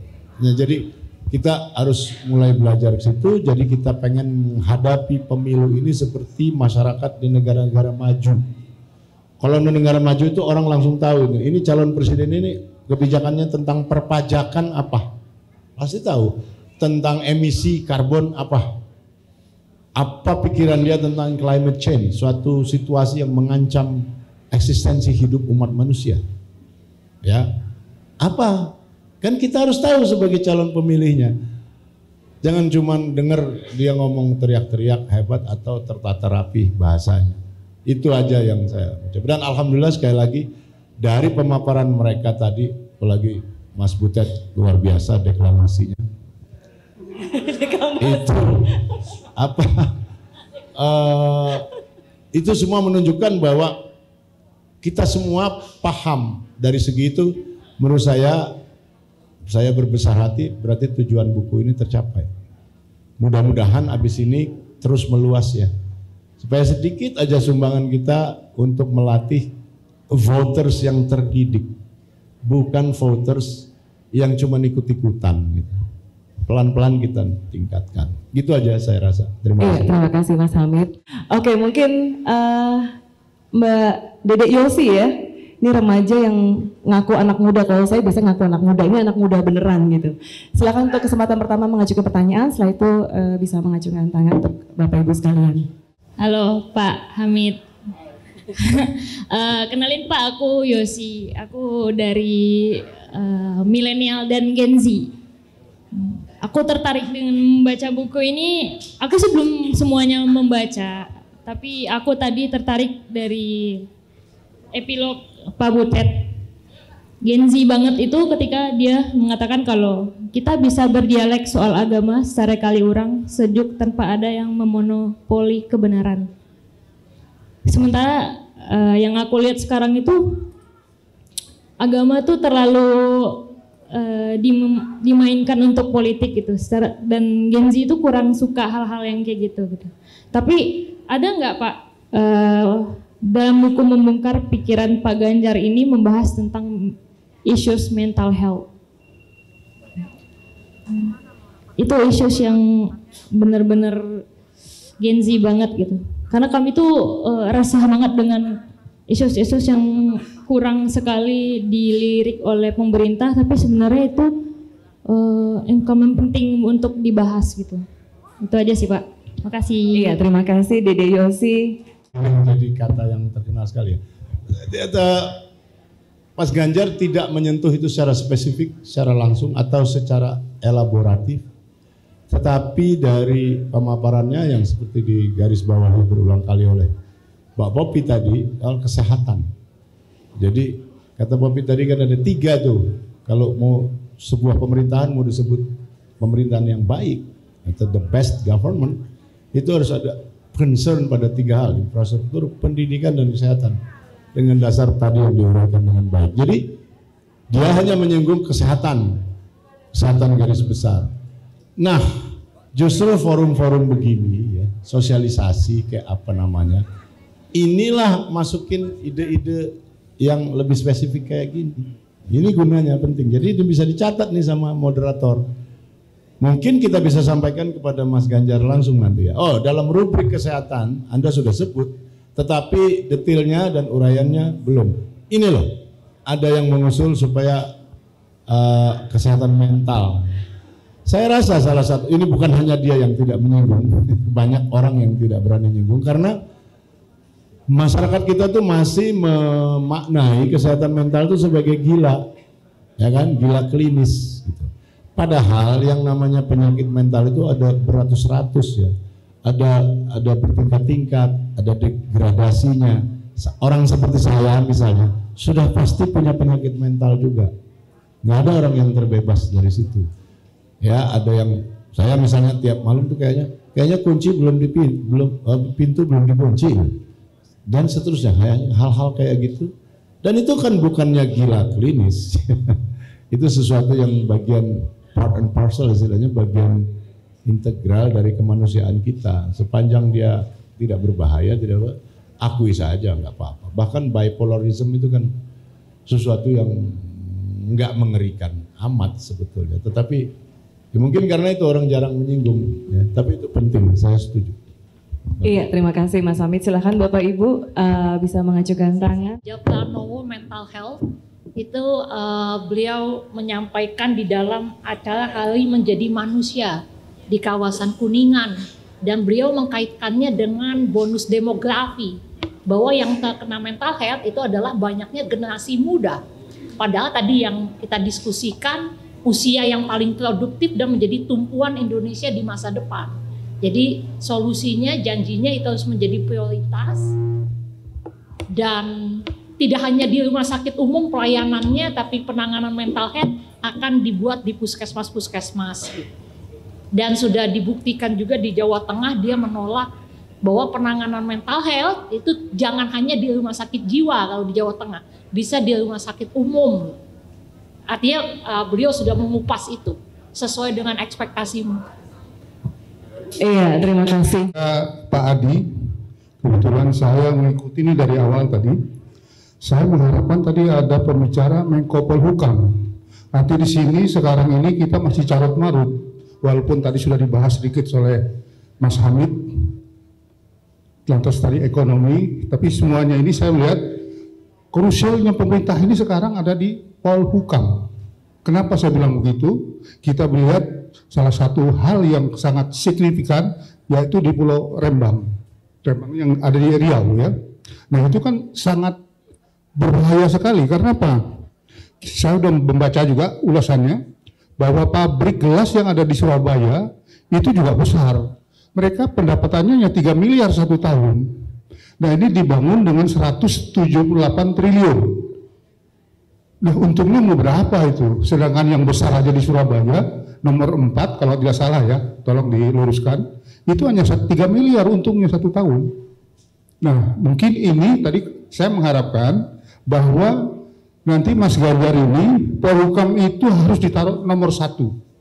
Karena dengan carut-marutnya Indonesia. Karena di sini saya melihat bahwa Indonesia ini sudah dikuasai oleh Naga 9. Naga 9 itu siapa saja mau jadi presiden, dananya pasti dari sana. Nah, ini bagaimana supaya Naga 9 ini paling tidak dia punya kekuatan itu harus dikurangi. Kita tidak bisa membatasi orang berusaha, tapi fasilitasnya mesti dibatasin. Kalau tidak, kapan orang Melayu atau orang Indonesia bisa maju ke depan? Nah, jadi di sini kembali saya mengharapkan kalau ada pertemuan-pertemuan lagi nanti yang lain, Polhukam itu harus diutamakan. Kalau ekonomi kita sudah melihat bahwa kemajuannya sudah cukup bagus, walaupun ada yang lemah-lemah di beberapa titik, tapi semua itu bisa diatasin karena ekonomi kita bicara ekonomi itu adalah dinamis. Karena kalau satu daerah dia maju, pasti yang tempat lain sama. Karena apa? Kita bercocok tanam. Nah, jadi itu saja mungkin yang saya sampaikan. Untuk Polhukam harus dijadikan nomor 1 untuk Mas Ganjar supaya bisa kita melihat tentang bagaimana sih Indonesia ke depannya. Karena semuanya ini kalau kita melihat dari perkembangan yang sekarang beredar, mungkin Bapak dan Ibu melihat ada net itu adalah bagian dari CIA yang akan mengobok-ngobok pemilu ini kalau mereka punya pilihan itu tidak jadi. Nah, ini kan perlu diwaspadain walaupun ini dalam pertemuan terbatas. Jadi saya kira itu, terima kasih. Ya, terima kasih. Mungkin satu lagi penanya. Spontan saja, tadinya nggak mau mengutarakan pertanyaan, tapi udah lama saya tunggu. Ya, saya sampaikan saja deh. Saya tinggal di Swedia, nama saya Jenny Sinaga. Sudah 30 tahun di Swedia. Ada titipan pesan dari teman-teman di Swedia dan di Eropa semuanya. Anak-anak kita kan boleh ya kewarganegaraan, 2 paspornya. Tapi setelah umur 18 tahun mereka harus melepaskan, harus memilih. Kenapa? Kita kan sibuk mempromosikan Indonesia. Iya kan Pak ya? Kita mempromosikan Indonesia agar dicintai, Bhinneka Tunggal Ika dan semuanya. Itu boleh, kalau boleh diperhatikan nih Pak ya, Bapak Ibu semuanya, supaya tidak menangis anak-anak kita. Dan saya sendiri sebenarnya sedih kalau misalnya saya harus memilih salah satu, karena kan sudah lama tinggal di sana dan punya anak, setengah dari anak saya itu orang Swedia, bapaknya orang Swedia. Dan kemudian ada yang menyatakan juga,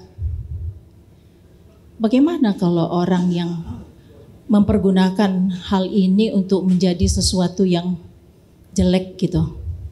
Yang saya tahu di India itu boleh 2 kewarganegaraannya. Tapi mereka tetap cinta. Kalau mereka mau kembali ke India, mereka tetap bisa kembali dan dihargai. Dan investasinya juga bisa booming kan. Dan satu lagi saya mau sampaikan, saya dan suami berusaha dalam jual beli kapal. Dan kita masuk ke transisi green logistik ya, dan no emission. Dan kita biasanya membangun di Cina. Pertama kali saya ketemu dengan suami saya, pendek cerita, karena beliau ingin membangun di Indonesia.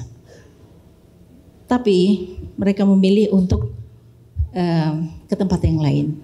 Cita-cita saya, kalau boleh Indonesia berada dalam map shipping industry dan sangat eksklusif. Terima kasih banyak. Iya, terima kasih Bu Jenny Sinaga. Mungkin langsung Mas Hamid ada 2 kendaraan. Dan yang terakhir sebagai shipping industry ya, shipping investment. Silakan Mas.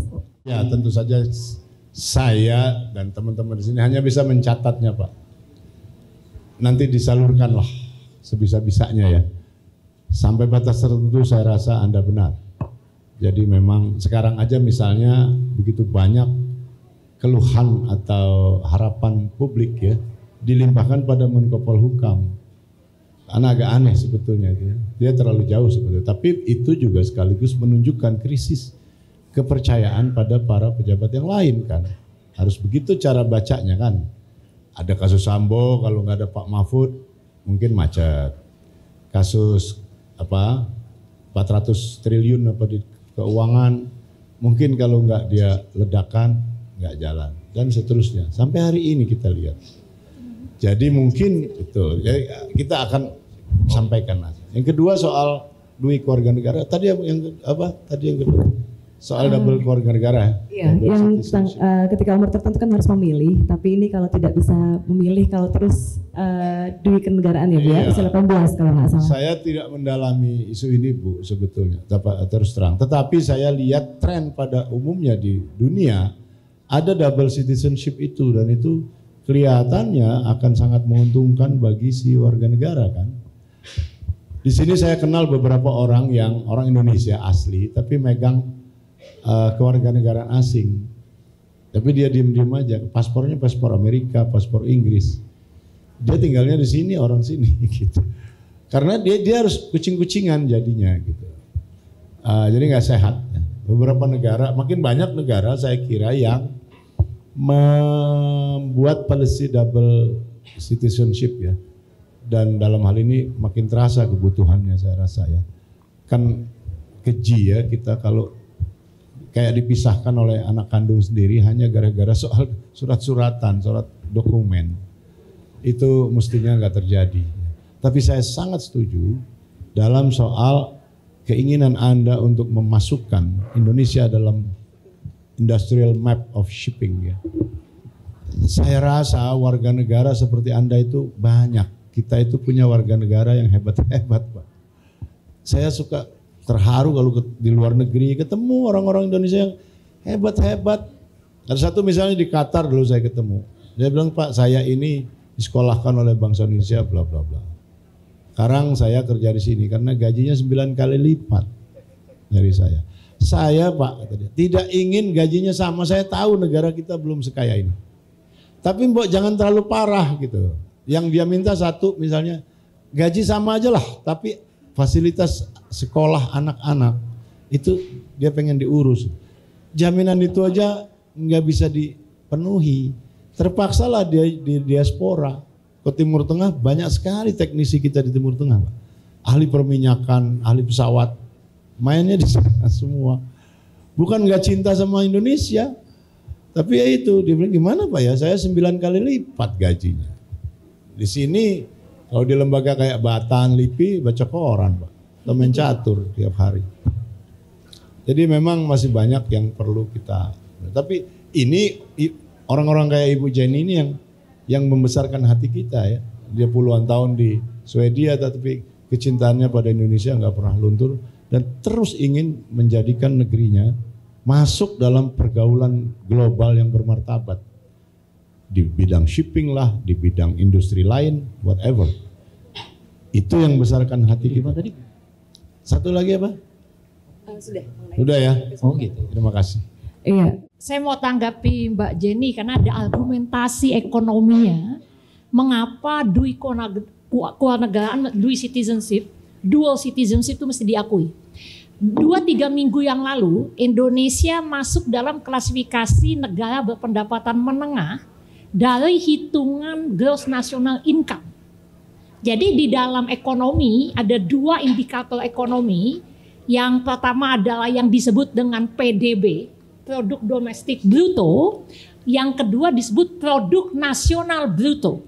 Nah, kalau produk domestik bruto itu adalah pencapaian Indonesia atas aktivitas ekonomi di Indonesia. Kalau produk nasional bruto itu adalah produksi yang dihasilkan oleh seluruh warga negara Indonesia dimanapun. Nah, 2-3 minggu yang lalu kita masuk di dalam kelompok negara berpendapatan menengah karena hitungannya adalah warga negara Indonesia yang berada di dunia internasional sudah mencapai pada tingkatan pendapatan menengah. Artinya kalau kemudian tadi kasus Mbak Jenny dan yang tadi Mas Hamid katakan ada banyak anak-anak kita mesti switch to warga negara Swedia, maka pendapatan anak-anak Mbak Jenny tidak tercatat di dalam pendapatan nasional Indonesia. gross national income atau gross national product. Jadi ada argumentasi ekonomi kalau mau dicatat, dan negara lain juga tidak ada masalah soal double counting itu. Ya, Australia juga memakai dual citizenship. Kalau mereka masih bisa dual citizenship, maka income yang didapat oleh yang tadi Mas Hamid katakan pendapatannya tinggi, itu masuk di dalam catatan gross national product kita. Dan sebetulnya banyak sekali kan diaspora atau kalau tadi Mbak Jenny cerita yang sudah berpendapatan menengah ke atas gitu.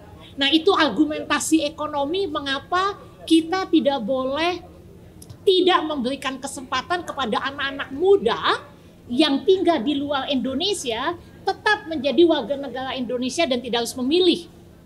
Dan konsepnya dual citizenship. Karena kenapa kalau mereka tidak switch ke negara di mana warga negara di mana mereka tinggal, ada persoalan izin kerja, ya kan? Ada persoalan izin kerja kalau masih WNI. Itu menyulitkan lah bagi yang sudah lama seperti Mbak Jenny tinggal di luar negeri. Maka memang pilihan yang paling nyaman switch ke warga negara di mana mereka tinggal. Tapi kalau tetap diizinkan dual citizenship, so income that Mbak Jenny dapat dan seluruh keluarga atau anak-anak muda yang sekarang banyak di dunia internasional masuk di dalam catatan gross national income kita. Nah ini Poppy sendiri tinggal di Melbourne atau di Sydney ya?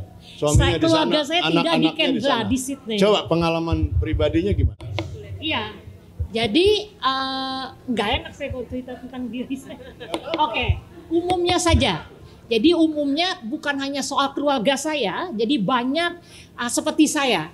Jadi keluarga tinggal di Australia, di Jerman, dan standar income yang didapat di usia 23 sampai 25 kalau sudah bekerja di financial sector, di area sektor keuangan, itu sudah basicnya net income yang didapat itu bisa 70 juta.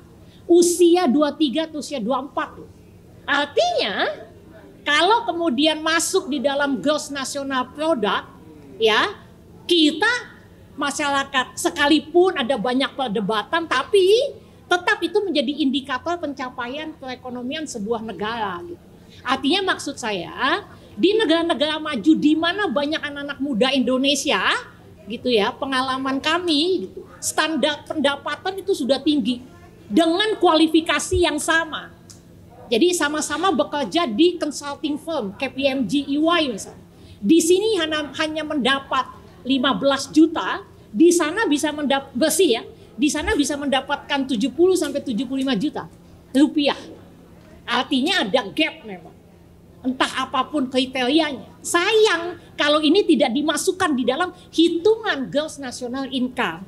Kita hilang puluhan triliun dalam hitungan gross national income hanya karena kebijakan dihapuskannya dual citizenship gitu. Tambahan tuh Bu Jenny. Selamat sore. Saya sudah membaca sedikit ya buku Abang. Di sini saya tertarik tentang Ganjar dalam bidang kesenian. Kebetulan juga ada Bang Once. Jadi saya ini termasuk warga negara Indonesia yang masih merangkak dalam hidup. Tapi saya senang dengan hiburan. Karena dengan hiburan saya lupa dengan kelaparan saya, lupa dengan kemiskinan saya. Ya. Di zaman Pak Jokowi, saya sangat bergairah karena presiden saya keren. Presiden saya nonton konser, mau level penyanyi kampung sampai penyanyi internasional. Terus saya membaca di link hari ini atau kemarin, hari ini saya sempat share di beberapa grup WhatsApp bahwa perizinan kegiatan event di Indonesia itu akan dipangkas karena memang saya lihat birokrasi perizinan di Indonesia luar biasa, ya kan, luar biasa ribet banget. Dan ternyata di 3.000 event menurut Pak Sandiaga Uno di tahun ini itu bisa menghasilkan duit sebanyak 162 triliun. Jadi event organizer atau event kegiatan berkesenian di Indonesia itu nggak main-main dari segi ekonomi ya Bu ya. Itu. yang saya akan tanyakan, mungkin saya akan titip dengan Bang Once. Saya mendoakan bukan hanya Pak Ganjar aja yang jadi, tapi wakil-wakilnya yang mendukung Pak Ganjar. Karena kalau Pak Ganjar menang sendirian jadi presiden, partai yang mendukungnya tidak juga menang, repot dia kerja.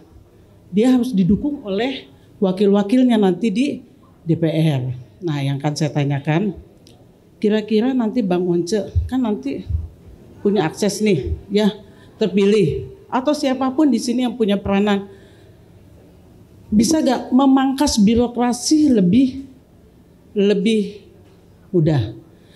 Karena EPK kepada kita yang nonton tiket itu luar biasa mahal. Udah pakai war tiket mahal lagi. Dan celakanya orang Indonesia, saya tuh tukang nonton konser ya Pak ya. Saya kalah di Coldplay, saya punya duit, saya dapat 2 tapi saya jual lagi. Ternyata saya dapat yang 4 juta, laku 20 juta. Ya kan? Dan ternyata orang Indonesia rela ke Perth, ke Spanyol, murah banget di sana gitu ya. Nah, pertanyaan saya, bisakah nanti di zaman Pak Ganjar nanti insya Allah kepilih, konser itu bisa tambah lebih keren? Karena ini menghasilkan duit. Dan jangan khawatir, sesusah-susahnya orang Indonesia tiket 20 juta dibeli kok. Itu fakta ya.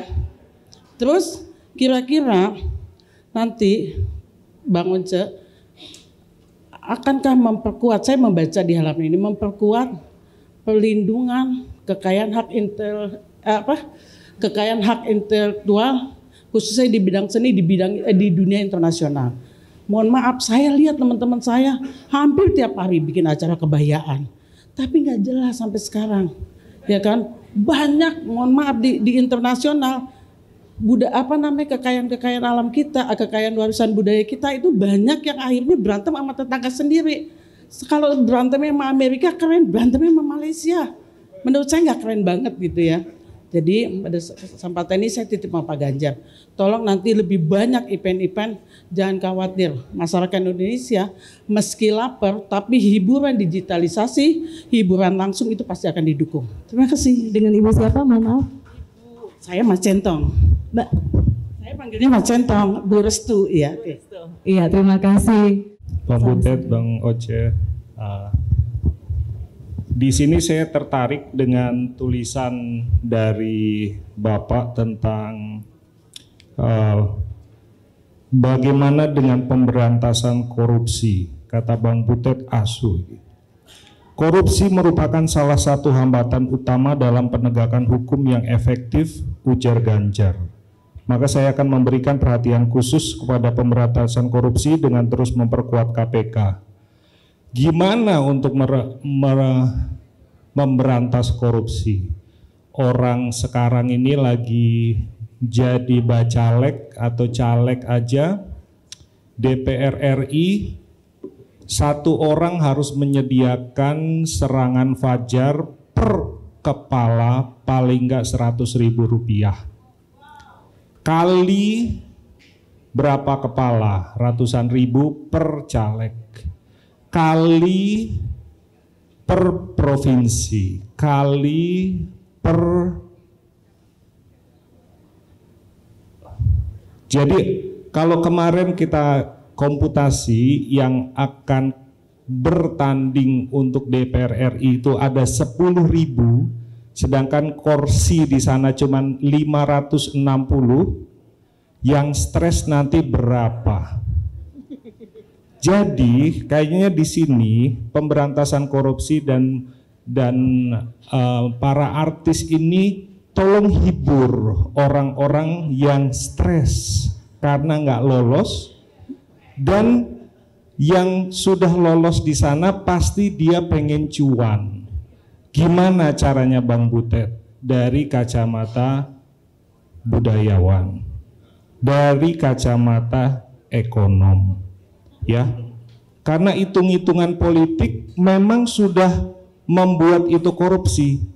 Yang kedua adalah tentang penyoblosan.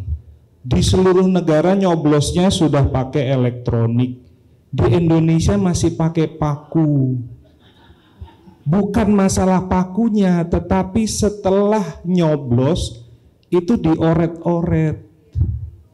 Ini yang jadi masalah utama gimana cara memperbaiki korupsi.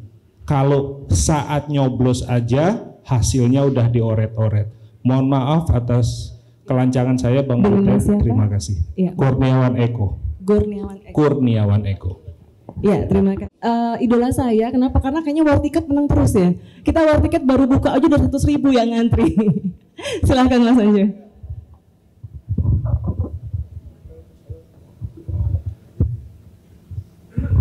Ya, terima menarik ya. Memang belakangan saya pribadi melihat perkembangan masyarakat kita sama seperti yang disampaikan Ibu Restu ya tadi ya. Iya. Bahwa mereka begitu cinta terhadap seni, khususnya konser. Ya, itu teman saya yang di sana juga tuh. Semua, iya kan? Luar biasa, kemana-mana datang konser, baik Indonesia, luar negeri, kemana-mana di Eropa dikejarnya. Jadi ini sesuatu yang saya lihat belakangan merebak juga, khususnya untuk mungkin warga negara Indonesia yang punya kelebihan dana ya untuk memenuhi kebutuhan tersier gitu ya Bu ekonomi ya. Jadi kebutuhan yang bisa dibilang udah di atas tuh, ya kan? Udah lebih dari sekedar yang ini yang paling dasar. Itu lumayan banyak loh.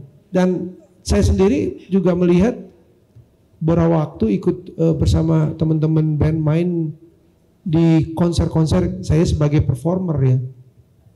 Saya ngelihat perkembangan luar biasa ya.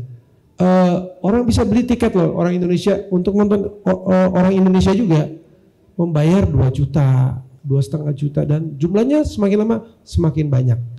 Mungkin juga ada perimbangan antara apa yang mereka harapkan dengan apa yang mereka dapatkan. Mungkin dari dunia industri juga semakin bagus dalam membuat produksi yang membuat mereka bisa bercerita gitu ya, pulang tadi keren loh, gitu kan, si itu keren loh, gitu kan.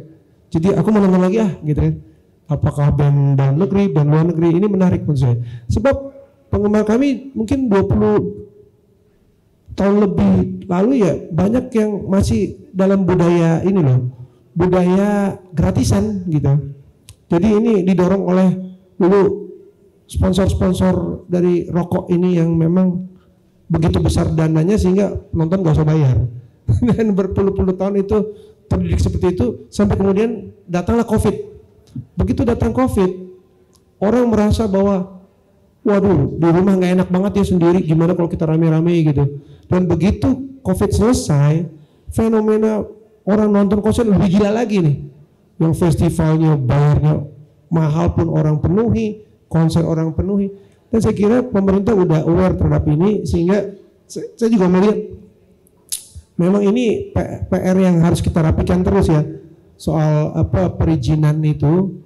Dan kalau bisa memang harapan kami dari teman-teman semua juga perizinan ini juga langsung mengakomodasi kepentingan royalti. Misalnya dalam konteks musik, mungkin juga dalam konteks haki dari seni atau pertunjukan yang berbeda ya, misalnya apapun itu ya, tari dan sebagainya.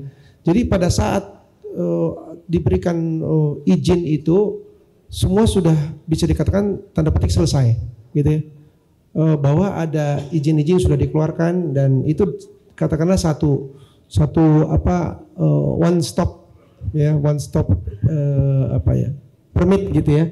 So, selain izin keamanan, izin royalti dan semuanya itu terpenuhi. Sebenarnya bisa seperti itu, apalagi kalau memang digitalisasi sudah berjalan dengan baik. Sekarang ini kan sedang dibangun ya. Dulu beberapa waktu lalu izin-izin, tapi terus terang saya belum lihat bahwa itu soal izin itu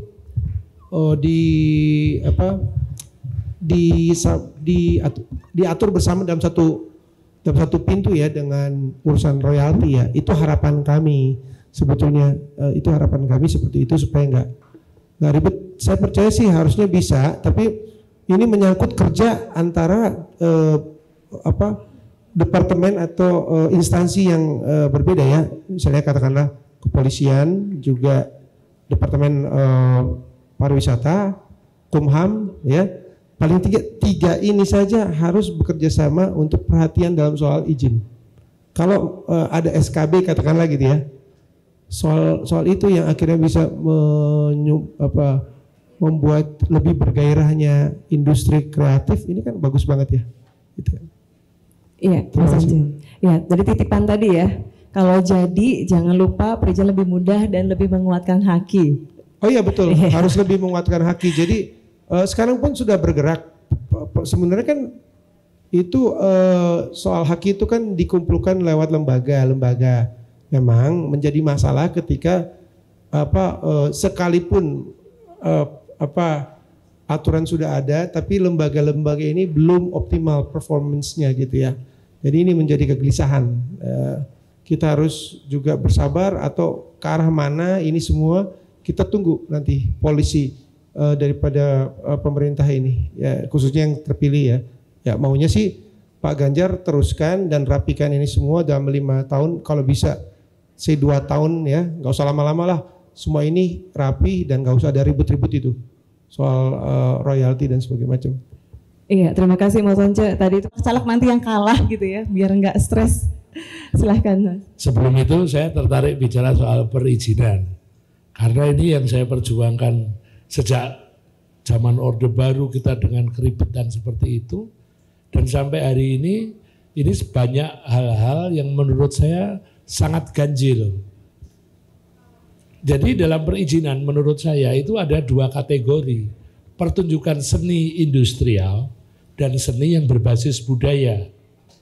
Yang diceritakan Once tadi itu dalam konteks entertainment, industri seni pertunjukan. Tempat pertunjukannya kan juga bukan tempat permanen untuk show musik, misalnya Gelora Bung Karno misalnya. Lapangan-lapangan, tempat-tempat yang bukan tempat pertunjukan seni. Motifnya memang cari duit, yang diperdagangkan produk hiburan. Sekarang Anda bayangkan pertunjukan teater, eksperimen lagi misalnya, mainnya di Taman Ismail Marzuki atau Taman Budaya, yang nonton itu paling banyak 1.200 orang. Itu pun nggak semua grup bisa mendatangkan sebegitu banyak penonton. Latihannya lama, mainnya di tempat seni, minta izin kok kepada polisi. Lu polisi itu haknya apa? Keterampilannya apa? Wong dia sekolah di kepolisian tidak belajar sastra, tidak diajari membaca skenario, tidak diajari acting. Lah kok menentukan boleh tidaknya kesenian main? Asu toh? Jadi polisi itu hanya memberikan izin pada potensi-potensi adanya gangguan ketertiban umum. Tapi kalau kesenian itu main di tempat seni, yang saya perjuangkan sampai hari ini adalah cukup pemberitahuan. Ya, nggak usah ngurusi membolehkan dan tidak membolehkan. Wong kita sudah merdeka kok. Itu penting. Jadi harus dikategorikan termasuk pada aspek perpajakan. Pertunjukan industrial, pajaknya ada pajak tontonan kan. Lah kalau pertunjukan yang berbasis budaya, wong itu tuh penontonnya penuh pun, kalau dihitung dengan proses produksi ini secara ekonomi, rugi kok. Rugi. Kok dipajeki, asurnya kuwi. Asu. Jadi perlakuan pajaknya harus beda. Ini langsung tugas saya berikan kepada Once begitu nanti ada di Senayan. Modaro. Lalu mengenai kawan soal korupsi menghibur. Memangnya aku lelaki penghibur. Gini Mas, kalau itu pandangan saya, justru keprihatinan sejak lama itu masalahnya di pendidikan.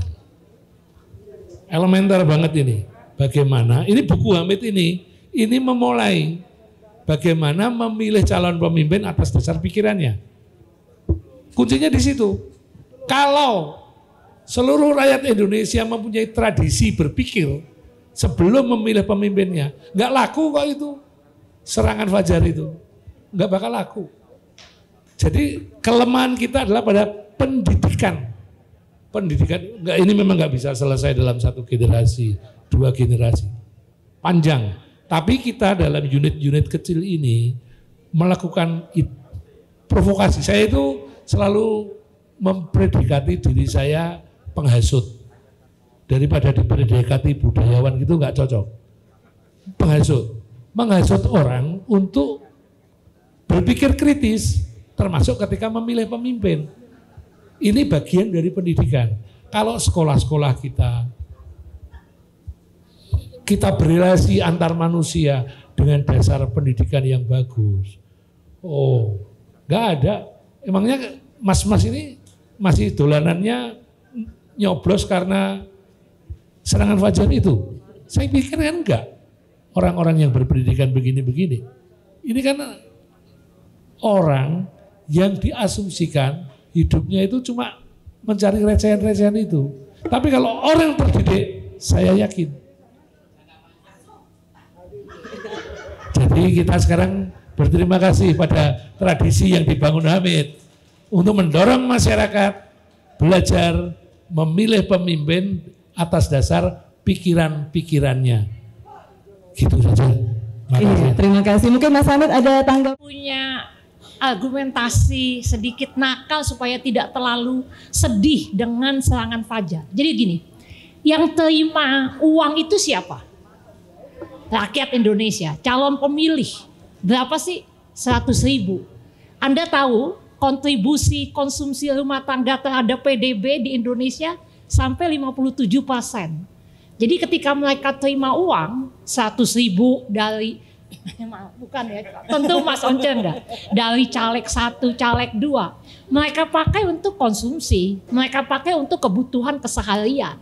Mungkin saja yang mendapat juga yang selama ini tidak dapat memenuhi kebutuhan pokok.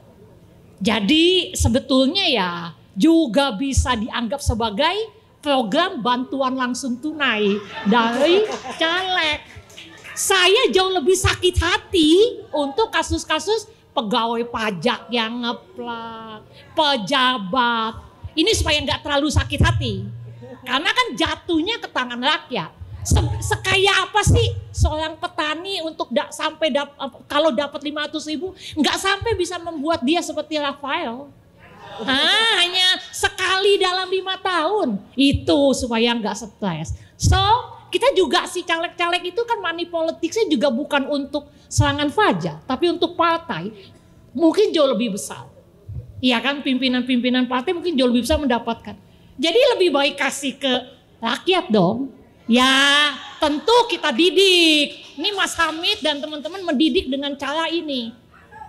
Tapi fenomena itu nggak jauh lebih menyakitkan ketimbang korupsi yang dilakukan para pejabat ke pimpinan-pimpinan partai atau sesama pejabat gitu. Supaya sedikit menyenangkan hati kita saja. Iya, bedah buku kali ini Mas Hamid Basyai. Beri aplaus sebesar-besarnya. Iya, luar biasa. Terima kasih juga kepada Perpustakaan Kebun Jakarta yang menjadi tuan rumah acara ini. Saya kembalikan ke MC dulu, acara belum ditutup. Silahkan Mas, kami kembali ke MC. Terima kasih. Terima kasih Mbak Diah. Itulah tadi perbincangan dengan totalitas untuk mendukung Bapak Ganjar Pranowo. Baik, namun sebelum kita akhiri, mohon Bapak Ibu sekalian untuk tidak beranjak dari tempat duduk.